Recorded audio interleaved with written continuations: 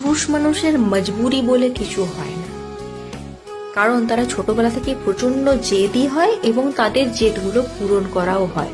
ছোটবেলায় chocolate, lozenges, toys এইসবের জেদ থাকে, যেগুলো সেরা গড়াগড়ি খেয়ে হোক, কেঁদে কেটে হোক ঠিক অ্যাচিভ করে নেয়।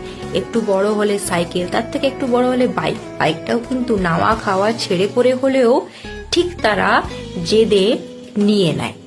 তাই তোমার বয়ফ্রেন্ড যদি তোমাকে বলে যে আমাকে তোমার সাথে বিয়ে দিতে বাড়ি থেকে চাইছে না, তোমাকে মানছে না, আমার মজবুরি আছে, তুমি বোঝার চেষ্টা করো, তাহলে জেনে নিও তুমি তার প্রচন্ড রকম শখের জিনিস নও, তার পছন্দের জিনিস তুমি নও।